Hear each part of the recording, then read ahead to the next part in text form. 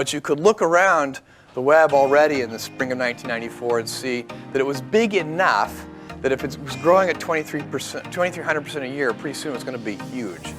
And so we packed up, my wife and I, and we flew to Fort Worth, Texas, where my dad gave us a car, a 1988 Chevy Blazer, which, by the way, Consumer Reports recommends not to buy used under any circumstances for any price.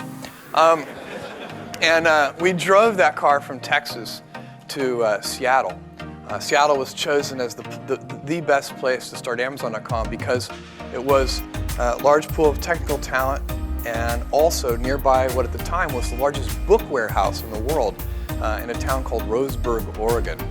And so we got there. The first order of business was to recruit a VP of engineering. And I talked to several people, and I found the guy I really liked. His name was Shell.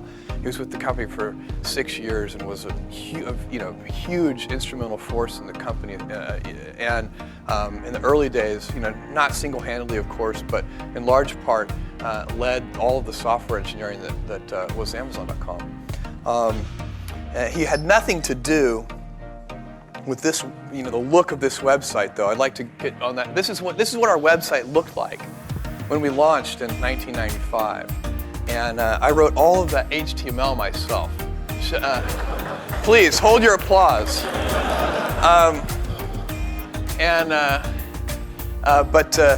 But Shell did the hard part. He wrote all the code that actually made it work. But before hiring Shell, I was making our desks out of doors and 4x4s. And it took me 3 months to convince Shell to come join this company because it was such a, it was really just a one-person company. It was me, and it was a piece of paper and a name. And the name wasn't even Amazon at that time. It was Cadabra. Cadabra got changed because whenever I would say it to anybody over the phone, they would think I said cadaver. And I realized that wasn't going to work very well. Amazon was incorporated, by the way, by I didn't know, I only knew 2 people in Seattle, so we were driving out there. I wanted to be moving fast. I wanted the company to be incorporated by the time we arrived. So I called one of 2 friends I had in Seattle and said, could you recommend a lawyer who could help me get a company incorporated and open bank accounts for the company and do some stuff so I can hit the ground running? My friend said, sure. So Amazon.com was incorporated by my friend's divorce lawyer. Not like some big high-powered attorney. The number one thing we've invested in at Amazon.com has been technology. And in fact, since 1997, we have, in the last 5 years, we've spent $800 million on technology. So when you look at what it is today and look back at this, that's what $800 million will buy. We've only spent $300 million on 5 million square feet of fulfillment centers, for example, and only $600 million on marketing. So technology has been our single biggest investment. The company basically runs on computer science. And it's either that or it's just my bias, since that's my background. But at any rate, that's what we do, is we really focus on trying to differentiate our experience with the engineering and the algorithms that we put into it. Things in this way. The business plan called for generating sales very slowly as customers changed their attitudes. The original business plan, which I thought was very optimistic at the time, called for Amazon.com to generate $70 million in sales in the year 2001. We actually generated in excess of $3 billion in sales in the year 2001. And we knew, by the way, that we were really on to something in those first 30 days. In the first 30 days, we got orders from all 50 states and 45 different countries with not a dollar of advertising, just all word of mouth. The first year, we didn't spend anything on advertising. All of it was word of mouth. And that really forged the company that we were going to focus on customer experience, because we saw the power of word of mouth so very, very clearly in those early days. There's something great about word of mouth online, by the way, and feedback from customers, which is that email turns off the politeness gene in the human being. It's wonderful. So people actually tell you what they really think, usually in all caps. So we get lots of info and feedback from our customers, and we try to use it well. In that first few months, we got one order. It was literally in the first 6 months. I can't remember exactly when it was. An order from Bulgaria. And I didn't even know they had internet access in 1995 in Bulgaria, but they did. And this person did not pay with a credit card. They paid with cash, which is a method of payment we discourage. And they had taken 2 crisp $100 bills and folded them up in a tiny little package. And they took those $100 bills and put them inside a floppy disk. They opened the little metal door and slipped them in the floppy disk. And then they mailed us the floppy disk. And on the note, on the floppy disk was a little note, and it said, the money is inside the floppy disk. And then it went on to say, the customs inspectors steal the money, but they don't read English. And so we opened up the little door. Sure enough, there was $200 in there. They had written their order number on it so we could associate it with, and we shipped them their books and all was well. The customer recommendations are based on what we're trying to do is get the probability. What we want is to increase the probability that somebody will add an item to their order, even if it's an inexpensive item. So it actually turns out to work in our interest. So what we're trying to do is we look at, for personalization, we basically calculate, for every customer, a probability that they will, what's the most likely product that you will buy.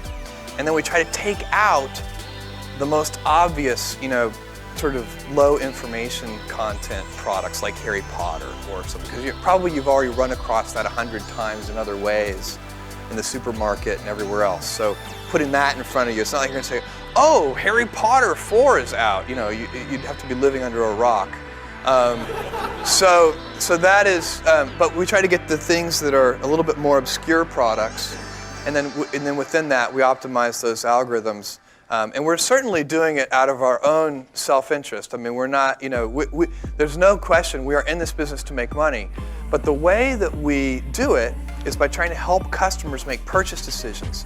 And if you can do that, and in small ways, as I showed you with the instant order update, we've been willing to accept some features that decrease sales. But that's because we're long-term oriented. We believe that if we give up those small amounts of sales today, the people who are reminded not to buy the Enya CD a second time will think that we're so great that they'll come back and buy more in the future. So it's just, it's a very simple model, which is if you treat customers right, try to do the right thing, and actually provide real value, great prices. We've been very focused on cost structure, making the prices so that we can afford to lower prices.